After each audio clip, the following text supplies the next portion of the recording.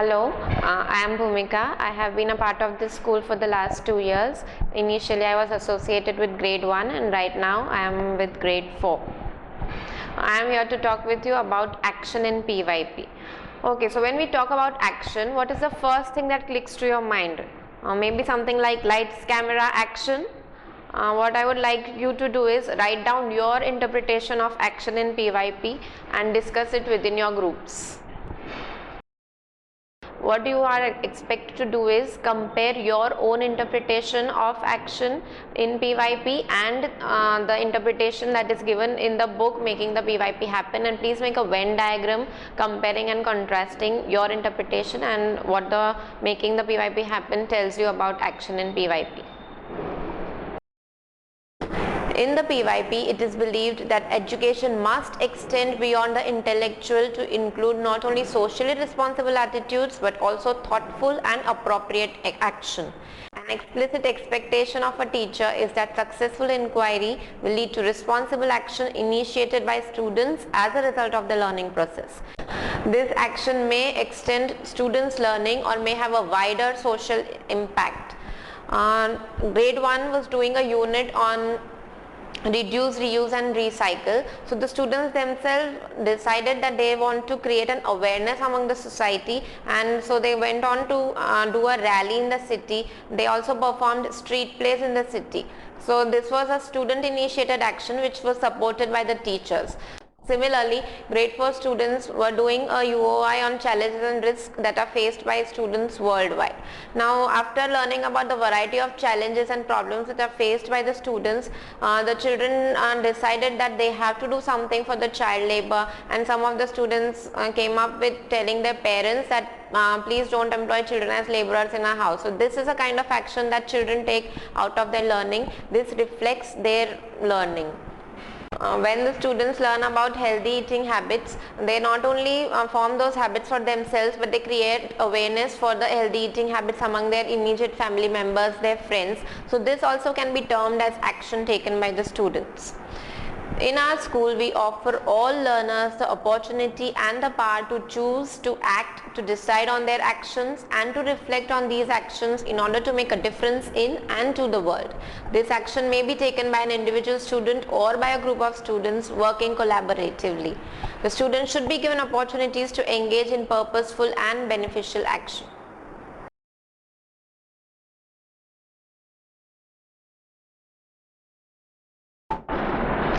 Now you'll be watching a TED video on action as service in the society.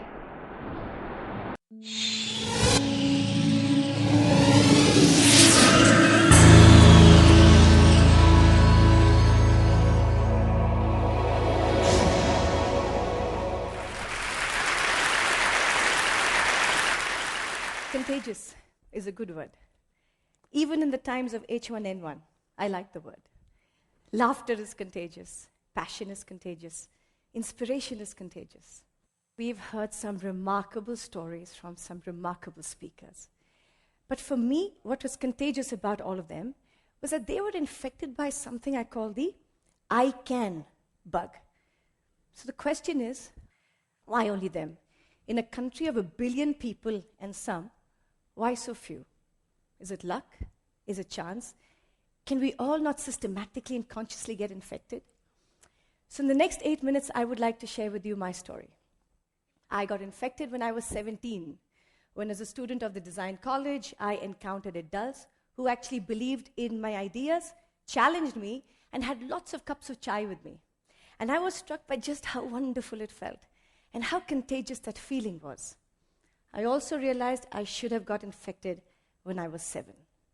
So when I started Riverside School 10 years ago, it became a lab to prototype and refine a design process that could consciously infect the mind with the I can bug.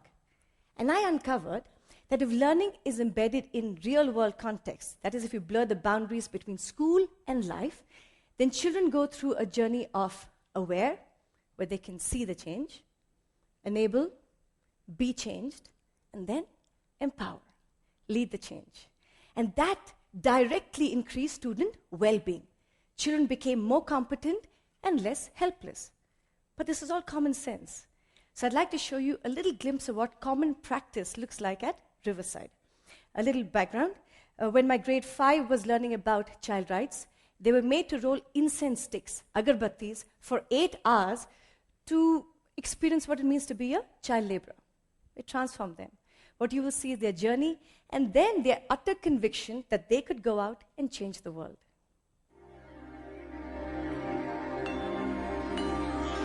So that's them rolling. And in 2 hours, after their backs broke, they were changed. And once that happened, they were out in the city, convincing everybody that child labor just had to be abolished. And look at Raghav. That moment when his face changes because he's been able to understand that he has shifted that man's mindset. And that can't happen in a classroom. So when Raghav experienced that, he went from teacher told me to I am doing it. And that's the I can mind shift. And it is a process that can be energized and nurtured. But we had parents who said, okay, making our children good human beings is all very well, but what about math and science and English? Show us the grades. And we did. The data was conclusive. When children are empowered, not only do they do good, they do well. In fact, very well. As you can see in this national benchmarking assessment taken by over 2,000 schools in India, Riverside children were outperforming the top 10 schools in India in math, English, and science. So it worked. It was now time to take it outside Riverside. So on August 15th, Independence Day 2007, the children of Riverside set out to infect Ahmedabad. Now it was not about Riverside School. It was about all children. So we were shameless. We walked into the offices of the municipal corporation, the police, the press, businesses, and basically said, when are you going to wake up and recognize the potential that resides in every child? When will you include the child in the city? Basically, open your hearts and your minds to the child. So how did the city respond? Since 2007, every other month, the city closes down the busiest streets for traffic and converts it into a playground for children and childhood. Here was the city telling its child, you can. A glimpse of infection in Ahmedabad.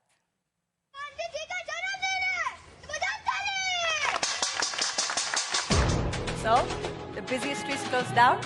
We've had the traffic police and municipal corporation helping us, and gets taken over by children. They are skating. They are doing street plays. They are playing, and all free for all children.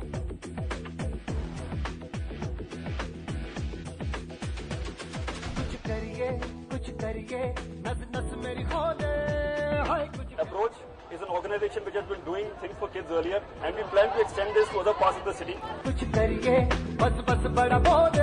citizens give free time. And Ahmedabad got the first child-friendly zebra crossing in the world. When a city gives to the children, in the future the children will give back to the city.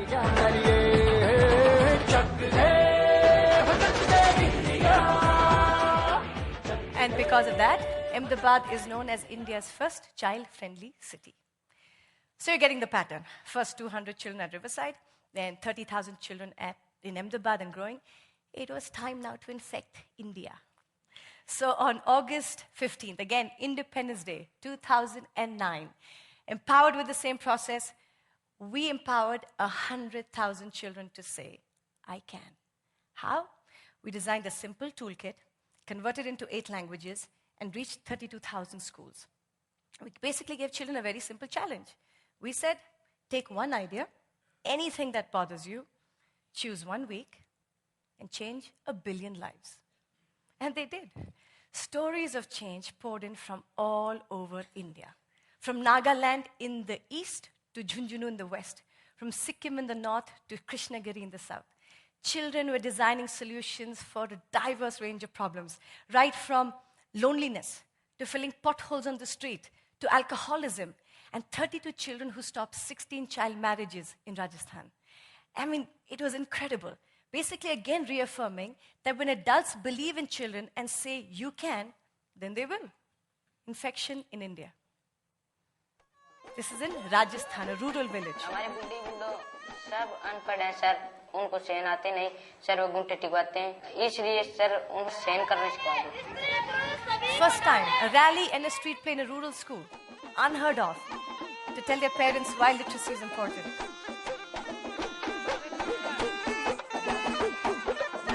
And look at what their parents said. ये programme होने लगे तो हमारे लिए बहुत अच्छा लगे। हमारे बच्चों ने पढ़ते तो कहाँ हमने सिखाते। मेरे को सर बहुत अच्छा लगा कि मेरे स्कूल के बच्चों ने ये किया। आगे से मैं ऐसा कठिन महसूस नहीं करूंगी, मेरे से नहीं होगा, मेरे बच्चों से नहीं होगा, मेरे को तुरंत ये रहेगा क्योंकि मेरे बच्चों ने करके दिखाया। An inner city school in Hyderabad. 581 यहाँ पर है ना, 581A 55 से स्टार्ट करें ना अपन। Girls and boys in Hyderabad going out, pretty difficult, but they did it. मेरे को बहुत ये खुशी हुई कि इतने छोटे छोटे एज के लड़के इतना अच्छा करे। आज ये सोसाइटी क्लीन कर रहे हैं हम लोग, कल अपना हैदराबाद चेंज होगा, हैदराबाद चेंज होगा, परसों अपना इंडिया चेंज होगा। It was a revelation for me. It doesn't strike me that they had so much inside them.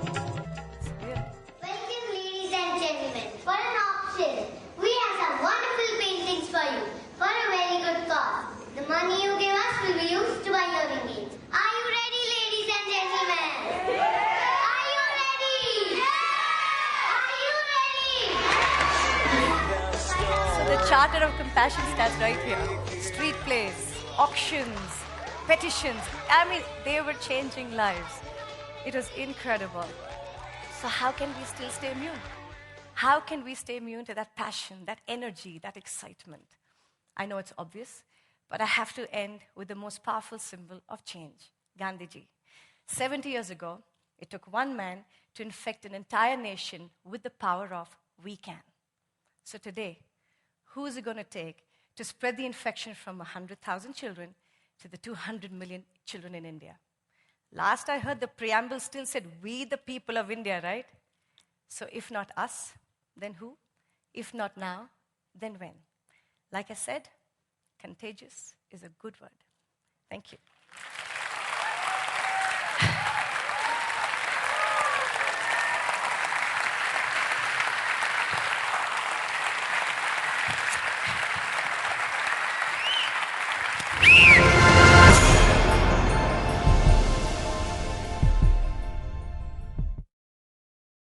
The action component can involve service in the widest sense of the word, service to fellow students and to the larger community both in and outside the school.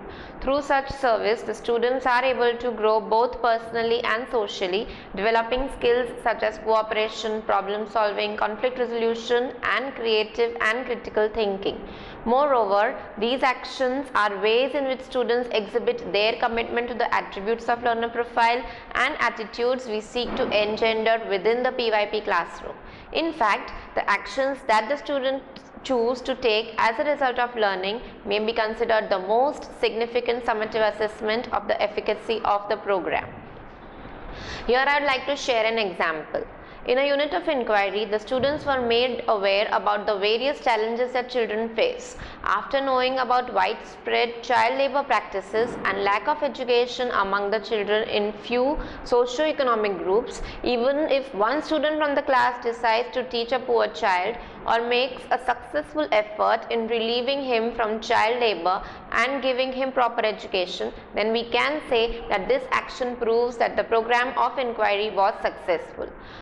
Another example that I would like to share is we had conducted a bullying workshop in our school. The children who bullied other children understood what trauma a victim goes through when he is bullied, and finally one of the students decided that he will not be bullying other children anymore.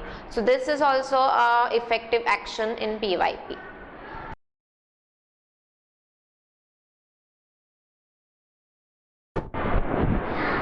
Writing in 1963 about her work for human rights, Dorothy Day, an American journalist and social activist, said that we must lay one brick at a time, take one small step at a time. A pebble cast into a pond causes ripples that spread in all directions.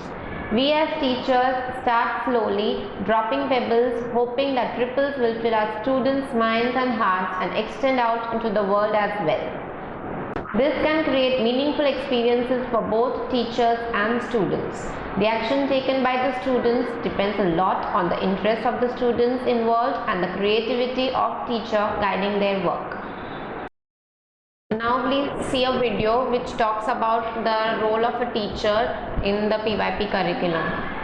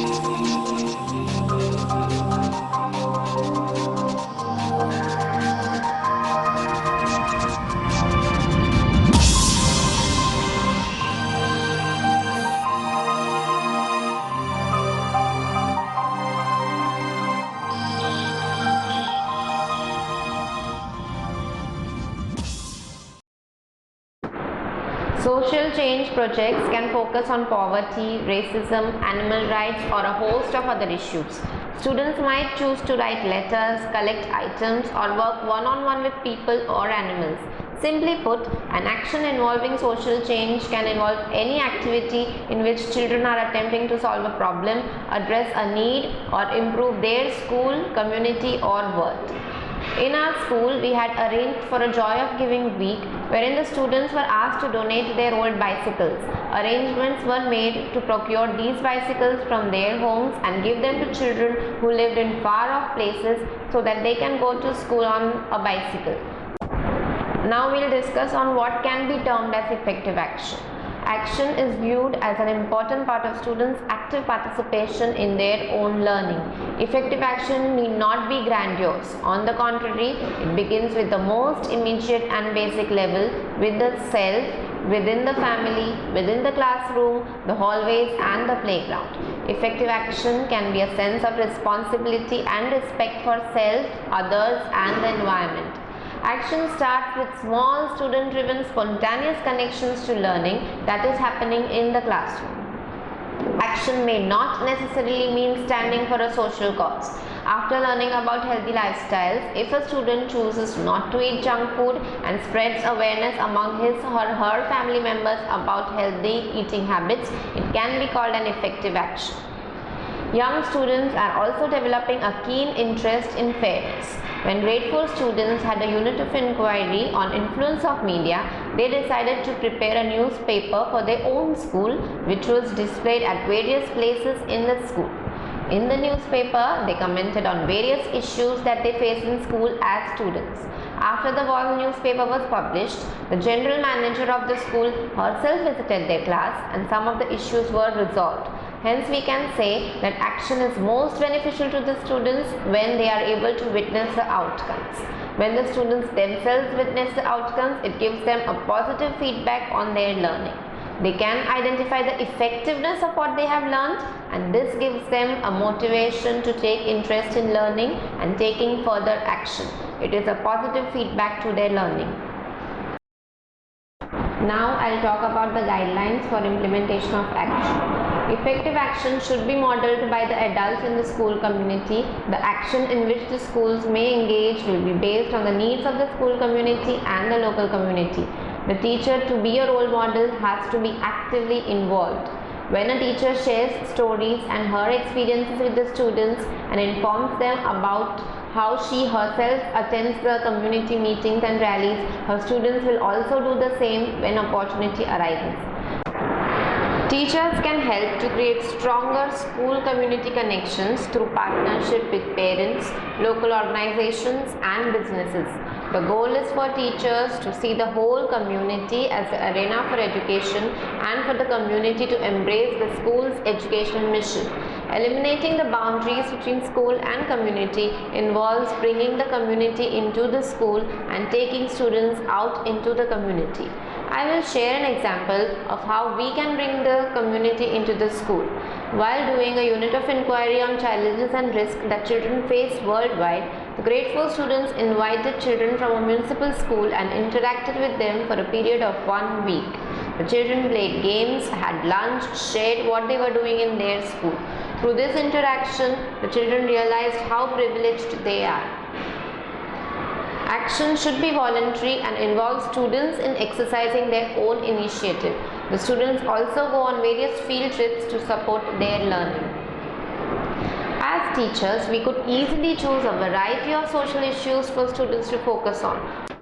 However, the better approach is to allow students to observe their school, community and see what emerges as their concerns. Class meetings, field trips, guest speakers and current events can serve as a fertile ground about what they should like to change. When a concern emerges among my students, I encourage them by asking questions. What bothers you? What problems do you see? How can we learn more about the problem? Now that we have learned more, what can we do to make a difference? Questions like these will help students think about their world, consider information gathering strategies and brainstorm options for effective positive change. Students need knowledge and emotional engagement to act. Self-initiated actions occur when the learning is a problem finder as well as a problem solver.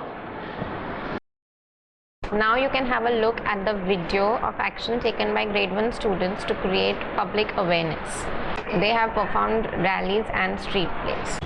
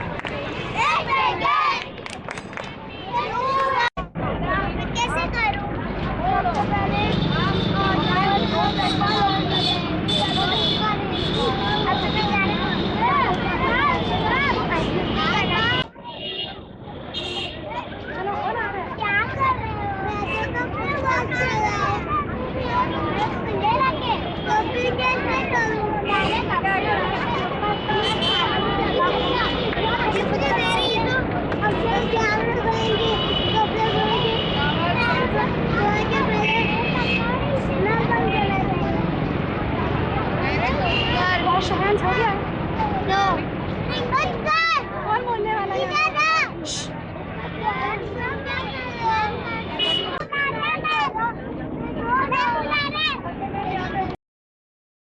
When the students decided to spread awareness among the community to reduce waste and reuse and recycle resources, we teachers assisted them in carrying it out. We had to take permissions to execute the rally on roads, helping students in preparing banners, slogans and street plates. Action is best grounded in the students' concrete experiences. It is most beneficial to the students when they are able to witness the outcomes, as I have talked to you about the example of students making a wall newspaper for the school. Usually, action begins in a small way and arises from genuine concern and commitment. Action should include anticipation of consequences and accepting of responsibility. Often it happens that students take action on a particular issue, but that action has to be long lasting. The initiative taken by the students has to be sustaining. If the students are doing a unit on healthy eating habits, they will avoid eating junk food for a period of time. But as soon as the unit is over, they return to their regular eating habits. Teachers have to ensure that action taken should not be short-lived. For example, if the students want to spread awareness for education among children, they can either go for each one teach one or write a letter to the education minister for the same. It is intended that the person taking action will grow from the experience and that the process of taking action or not will contribute to each student establishing a personal set of values. Action as a result of learning may not be witnessed by the teacher and often happens beyond the classroom, evidence of which can be a parent reflection which parents can inform their school through a communication diary or when they come for the PCM or the PTC.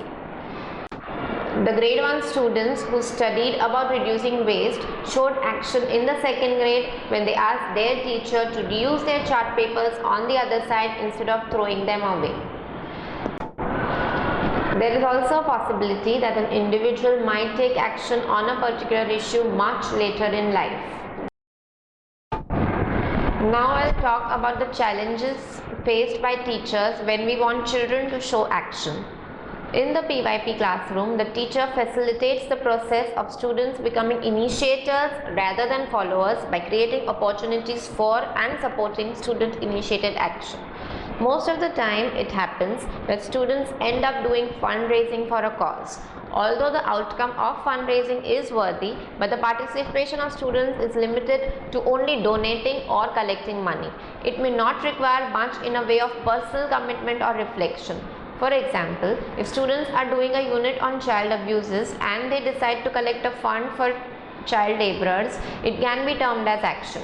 But a more effective action would be if a child decides to make arrangements to give basic education for a child laborer. A more appropriate action would be if the students initiate a movement like each one teach one. The action taken should be sustaining and long lasting. It also happens that after understanding the topic and empathizing with the people, the students choose not to take any action. As mentioned earlier, action should be voluntary and student initiated, so a teacher cannot enforce action. Now I'll talk about how we can integrate action with the other elements of PYP. The 5 essential elements of the written curriculum are knowledge, concepts, skills, attitudes and action. The skills and attitudes that support action can be learned. When my students chose to do a street play to create awareness in the community for reducing waste, we as teachers assisted them in preparing slogans, writing scripts for the plays, enacting them, etc. For doing so, the necessary attitudes such as confidence, a commitment to make a change in the community, developing empathy towards the fellow beings, and thereby taking effective action in helping them are imbibed in the students. As they seek creative ways to change the world, students learn valuable life skills they can use as adults. Now I'll throw some light on long-term implications of action. When the students gain information on a particular topic, it may happen that at that point of time they find themselves incapable of taking any action at all. But there is a possibility that they may take action on a particular topic in the later years of their lives. After knowing about the widespread child labor practices, a student at a tender age may not be able to contribute much to the cause, but he or she may grow up to become a social activist, or at least may try to eliminate such loopholes in his or her immediate community. Similarly, a student may be actively involved in protecting wildlife in his later years. Action is not only limited to a student's schooling period. Real action gives students the opportunity to apply their learning in real life. It gives them a sense of empowerment to work for a cause and make a change in the society. Students' involvement in major issues can also foster their abilities to think critically and reflect on their own work. The students, when they grow up as adults, introspect themselves. How does this issue connect with my life? Am I a part of the problem? Can I be a part of the solution? Students also reflect on what would work with what kind of people and which strategies might best facilitate getting the word out to a larger audience who might also get involved. The students grow up to be decision makers. They know the real benefit of education as adults who can take appropriate action by making proactive, thoughtful choices. Now, to sum up your understanding of action in PYP, please go through these readings and discuss within your groups.